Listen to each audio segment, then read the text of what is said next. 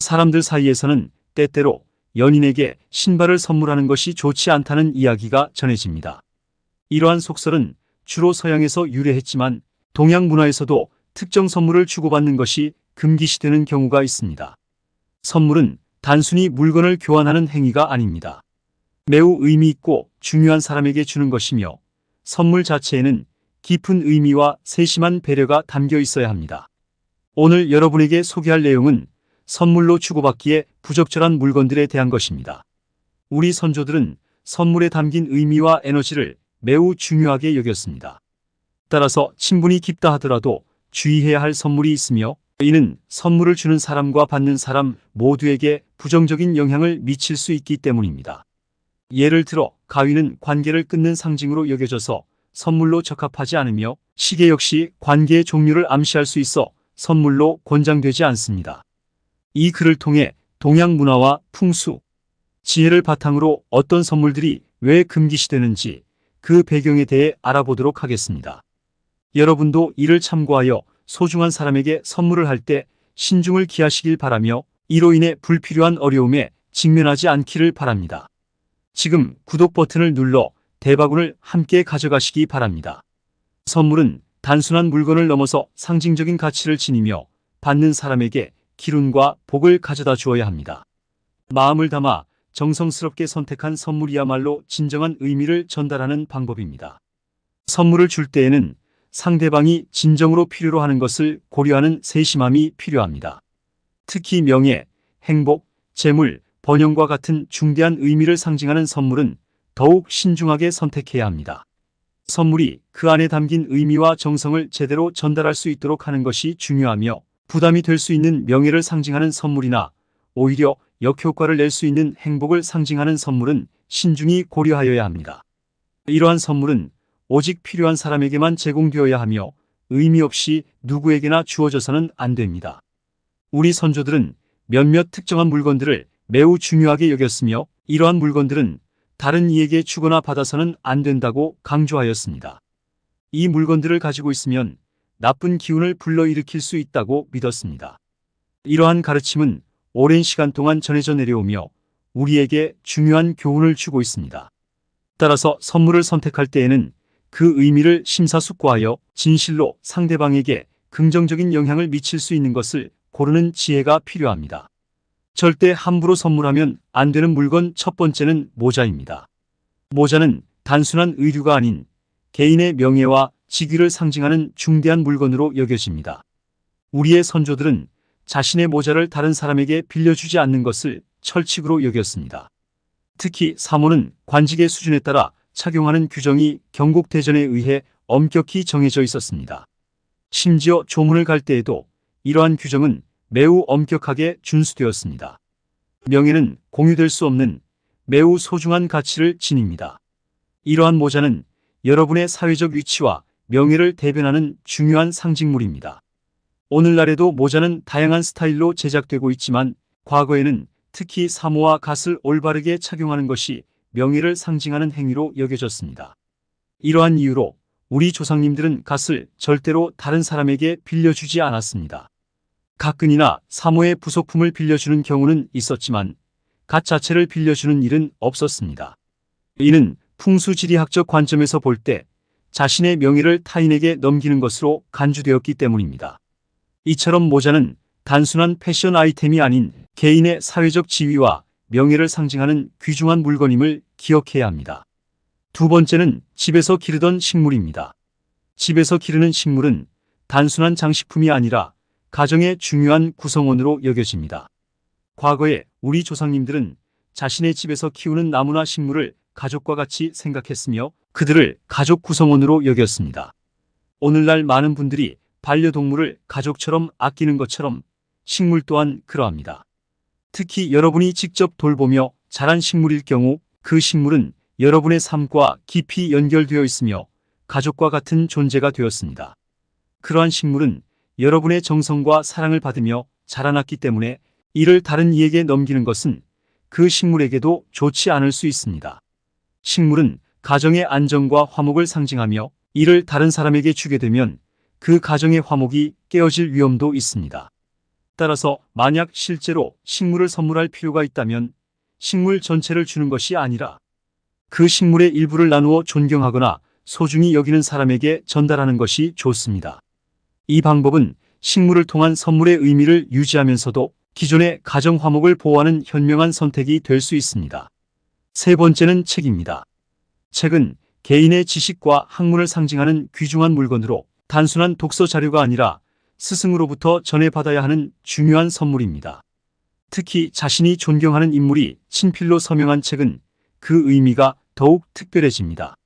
내 서재에 있는 책들은 단순히 소유물이 아니라 나의 지식과 권위를 나타내는 상징적인 요소입니다. 풍수학적 관점에서도 책은 개인의 학문적 성취와 지식을 상징하는 중요한 역할을 합니다. 이러한 이유로 내가 소유한 책을 선물로 주어야 할 대상은 매우 신중하게 선택되어야 합니다. 이 책들은 나의 지식을 계승할 제자들이나 나의 지도를 받는 사람들에게 전해져야 합니다. 제자나 후배들에게 책을 선물하는 것은 내 학문과 지식이 다음 세대로 전달되길 바라는 마음에서 비롯됩니다. 책은 이렇게 나의 학문적 권위와 성취를 상징하기 때문에 함부로 누구에게나 주어져서는 안 되는 매우 중요한 물건입니다. 이처럼 책은 깊은 의미를 지니며 선물로 삼을 때에는 그 가치와 상징성을 고려하여 신중히 선택해야 합니다. 네 번째는 오래된 가구들입니다. 가구는 풍수적으로 가정의 안녕과 행복을 상징하는 중요한 요소입니다. 만약 가구가 오래되어 사용하기 어려운 상태가 되었다면 이를 폐기하는 것이 바람직합니다. 그러나 이러한 가구를 다른 사람에게 넘기는 것은 피해야 합니다. 이는 풍수학적으로 가정에서 분가가 일어난다는 의미를 내포하고 있기 때문입니다. 우리 조상들은 가구를 한번 들여놓으면 절대로 바꾸지 않았으며 심지어 폐기하는 것조차 꺼려했습니다.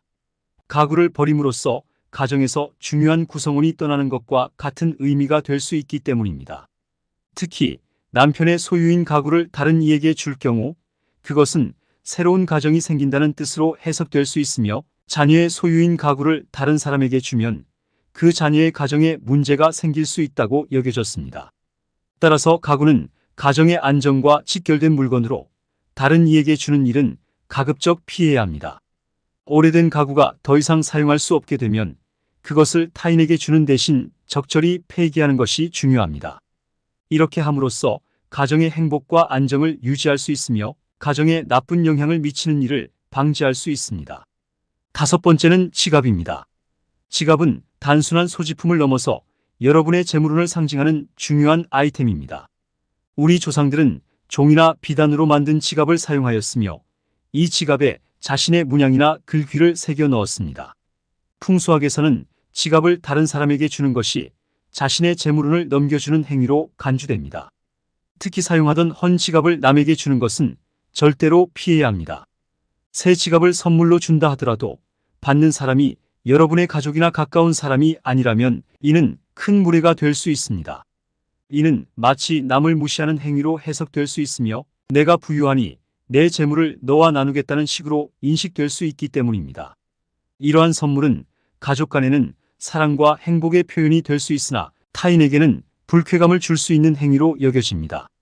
또한 재물이 나누어진다는 점을 고려하면 세계 어디에서나 지갑을 가족이 아닌 타인에게 선물하는 일은 드물습니다. 이는 지갑이 재물운을 상징하고 개인의 경제적 상태를 반영하는 중요한 물건으로 여겨지기 때문입니다. 명심해야 할 것은 지갑은 절대로 함부로 다른 사람에게 주어서는 안 되는 물건이라는 점입니다. 이러한 사항을 잘 이해하고 신중하게 판단하여 행동하는 것이 중요합니다. 이제 절대 받아서는 안 되는 물건들에 대해 말씀드리겠습니다. 첫 번째로 언급할 오래된 가구는 사용한 사람의 정신과 기운이 담겨 있는 물건입니다. 살아있는 사람이 사용했던 가구도 문제가 될 수 있지만 특히 세상을 떠난 사람이 사용하던 가구는 가져오거나 소유하는 것이 피해야 할 일입니다. 이는 가정의 평화와 안정을 해칠 수 있기 때문입니다. 물론 아직 정이 배어들지 않은 새 가구라면 문제가 되지 않을 수 있습니다. 그러나 남의 가구를 받을 때는 그 가구를 얼마나 오래 사용했는지를 반드시 확인해야 합니다. 때로는 아파트 공간에서 버려진 가구를 주워오는 경우도 있는데 이는 절대로 권장되지 않습니다. 가구에는 그것을 사용했던 사람의 에너지가 남아있기 때문입니다. 가구를 얻거나 가져올 때는 그 가구의 역사를 고려하여 신중한 결정을 내려야 합니다. 오래된 가구는 단순히 사용을 위한 물건이 아니라 그 안에 담긴 감정과 기운을 고려해야 합니다. 가정의 행복과 안정을 위해 세심하게 접근하는 것이 중요합니다. 두 번째로 주의해야 할 것은 다른 사람이 사용하던 가정용품, 특히 날카로운 물건이나 이야기가 담긴 그림이나 액자입니다. 날카로운 물건들, 예를 들어 칼이나 가위는 집안의 불화와 갈등을 초래할 수 있습니다.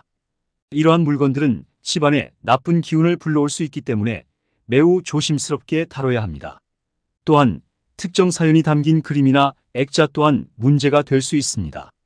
이런 물건들은 내포된 이야기와 에너지로 인해 집안의 평화를 깨트리고 분쟁을 일으킬 수 있습니다. 이러한 물건을 집에 들이면 불길한 기운이 맴돌게 될 가능성이 있습니다. 따라서 이런 종류의 물건들을 단순히 다른 사람에게서 받는 것은 피해야 합니다. 그러나 정말로 이러한 물건을 소유하고 싶다면 반드시 구매하여야 합니다. 어떤 물건이든 돈을 지불하고 구입하는 순간 그 물건은 더 이상 불길한 물건이 아니라 우리 집을 보호하고자 들여놓는 물건이 됩니다. 이렇게 돈을 주고 구매하는 행위는 그 물건에 내재된 에너지를 변화시켜 긍정적인 기운으로 전환시키는 효과가 있습니다. 이는 물건의 부정적인 영향을 중화시키고 집안에 좋은 기운을 유도할 수 있는 방법입니다. 세 번째로 유의해야 할 것은 망자의 옷이나 사용하던 도구들입니다. 전통적으로 망자의 물건은 맑은 날에 소각하여 하늘로 돌려보내는 것이 일반적인 관례입니다. 이는 부모님과 같은 가까운 사람의 물건일 경우에도 마찬가지입니다. 타인의 물건이라면 더욱 조심해야 하며 돈을 주고 구매했다 하더라도 그 물건들은 불길한 기운을 내포할 수 있습니다. 삶과 죽음은 각기 다른 영역에 속하며 살아있는 이의 영역에 속한 물건들은 긍정적으로 해석할 여지가 있지만 사후의 영역에 속한 물건들은 흉한 기운을 가질 가능성이 높기 때문에 폐기하는 것이 안전합니다. 그러나 부모님과 같은 가까운 사람의 유품의 경우는 조금 다를 수 있습니다. 부모님의 물건 중 일부는 사의 기운이 강하지 않아 보관해도 큰 문제가 되지 않을 수 있습니다. 이러한 물건들은 추억과 애정이 담겨 있어 부정적인 영향을 덜 미칠 수 있습니다. 그렇지만 이 경우에도 지나친 보관은 피해야 합니다. 망자의 물건을 소각하여 하늘로 보내는 행위는 그들의 영혼을 안식시키고 삶의 영역에서 사의 기운을 분리시켜 가족의 평화와 안정을 유지하는 데 도움이 됩니다. 이 과정을 통해 망자의 기운이 올바르게 처리되어 가족이 안정을 찾을 수 있습니다. 풍수학은 무의식에 영향을 미치는 요소를 통해 좋고 나쁨을 판단하는 학문입니다. 오늘의 이야기는 여기서 마치겠습니다. 이 영상을 구독하시고 친구들과 공유하여 함께 좋은 기운을 나누시기 바랍니다. 여러분의 소망이나 바라는 바가 있으시다면 댓글로 남겨주세요. 저도 여러분의 소망이 이루어지기를 진심으로 기원하겠습니다. 모든 분들의 건강과 번영을 기원드립니다. 여러분의 관심과 참여가 저에게 큰 힘이 됩니다. 꼭 구독 버튼을 누르시고 이 영상을 다른 이들과 공유하여 긍정적인 에너지가 널리 퍼지길 바랍니다. 만약 특별히 바라는 것이 있으시면 그것을 댓글로 공유해 주세요. 저도 여러분의 바람이 실현되기를 간절히 기원하면서 모든 이의 안녕과 번영을 진심으로 바랍니다.